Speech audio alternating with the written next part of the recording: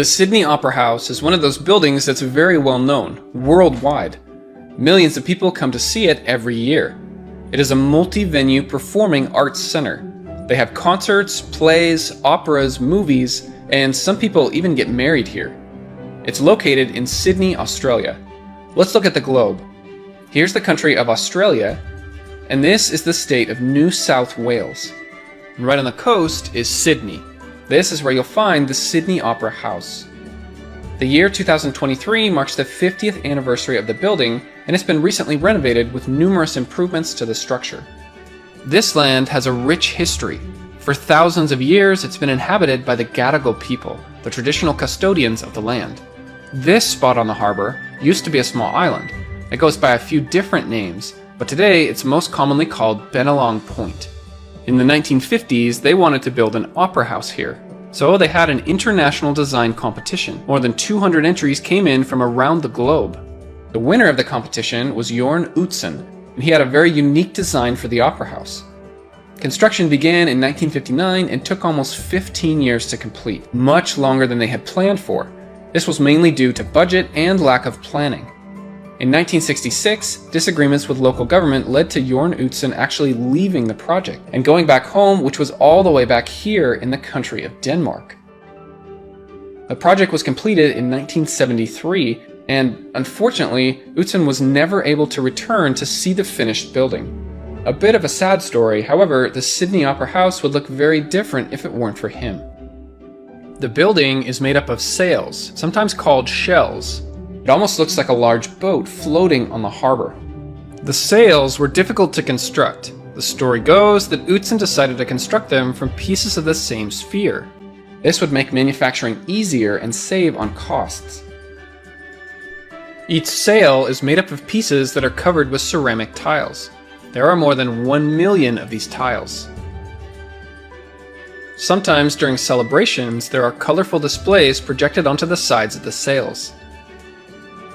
Let's take a look at the surrounding landscape. This is the Sydney Harbour, which is also part of Port Jackson. The Sydney Opera House is one of those buildings, and this is the Sydney Harbour Bridge, also a famous sight to see. These waters will have plenty of boats entering and leaving Circular Quay. Right next to the Opera House, underneath the water, is the Sydney Harbour Tunnel. This gives another way to cross the waters in addition to the Sydney Harbour Bridge. There is also a large underground car park that can hold over 1,000 vehicles. This is usually where you'll park your car if you decide to drive to the Sydney Opera House. The Opera House has a special underground entrance. Large deliveries will be taken down here. This is called the loading dock. Some areas around the building, this is the Western Broadwalk and the Northern Broadwalk. It's not as big, but there is also an Eastern Broadwalk as well. This means you can walk all the way around the building if you want. The area in front is called the forecourt. The main steps leading up to the building are called the monumental steps. During warmer parts of the year, these outdoor areas will also host many events and concerts. Underneath here is Portside Sydney. This is an outside restaurant with views straight out onto the harbor.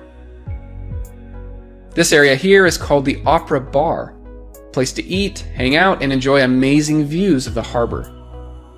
These stairways lead down below ground, and you can see there's also an indoor portion to the bar. Coming down the line is the smaller restaurant called the House Canteen. This area is called the Lower Concourse. If you take a tour of the Opera House, this is usually where it starts. This is the Welcome Center, where you can buy tickets or pick up a gift to remember your trip. The escalators will take you up to the Covered Concourse. But first, let's take a step back here. The Sydney Opera House is made up of 3 separate structures: the Concert Hall, the Joan Sutherland Theatre, and the Bennelong Restaurant. Let's first look inside the Bennelong Restaurant. This is a great place to eat before or after a show. It has some of the best dining you can find in Sydney, Australia. Normally, you come into the restaurant through this entryway. We'll see how you get here later in the video. The concert hall is the largest venue. The concert hall can fit up to 2,664 people. It has hosted famous international performers from around the world. And this is the Sydney Harbour Bridge, also a famous sight to see. These waters will have...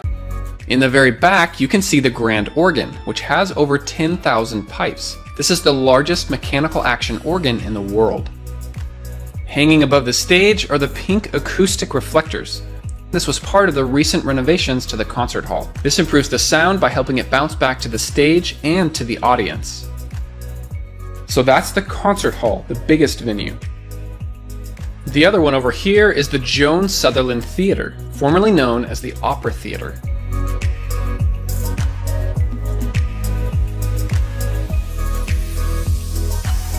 The Joan Sutherland Theatre can fit up to 1,507 seats. The stage houses events such as operas, plays, and concerts. The orchestra pit is down here, and this is the stage. In the back, there is also a giant stage lift for getting props up to this level.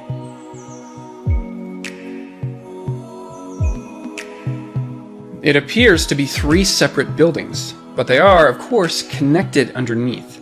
There's a couple of different ways to get inside. You can go up the monumental steps and in through these doors here, or you can go underneath here. This is called the covered concourse. Earlier in the video, we looked at the lowered concourse, so if you're down here, then you can take the escalators up to the covered concourse.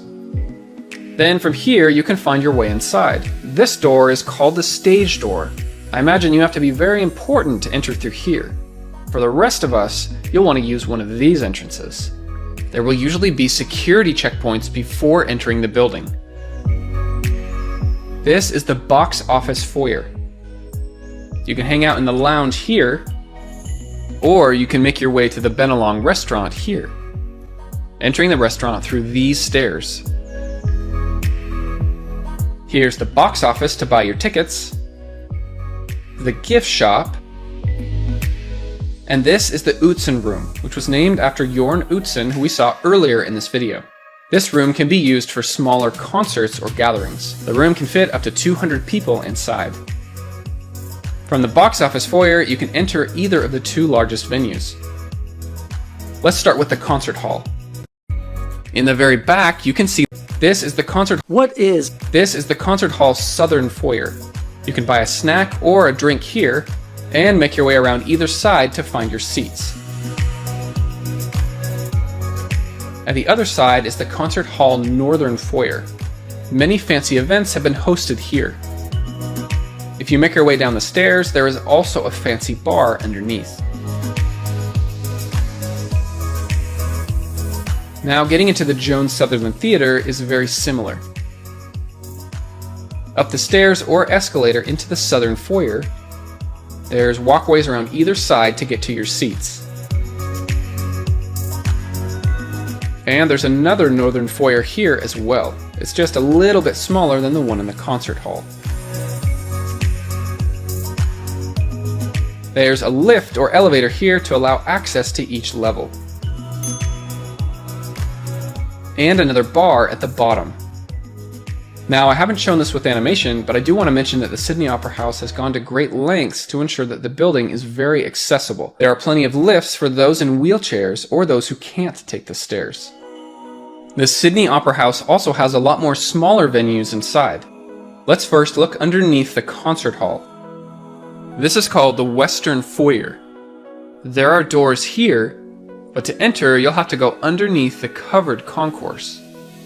Remember, we got into the box office foyer from one of these entrances, but if you go through this door, you'll come into the Western Foyer.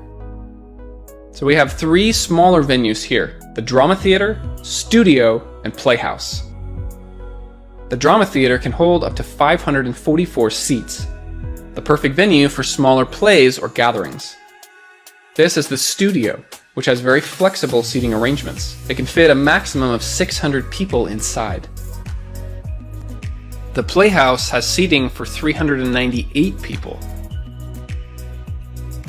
There's another room here on the north end called the Center for Creativity. It is a space for kids and families to learn more and have hands-on creative experiences. This opened in the year 2022.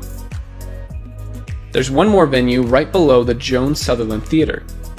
These are known as the Yalamundi Rooms, perfect for private gatherings of up to 400 people. The word Yalamundi means storyteller, which again pays tribute to the Gadigal people. This is the concert hall's southern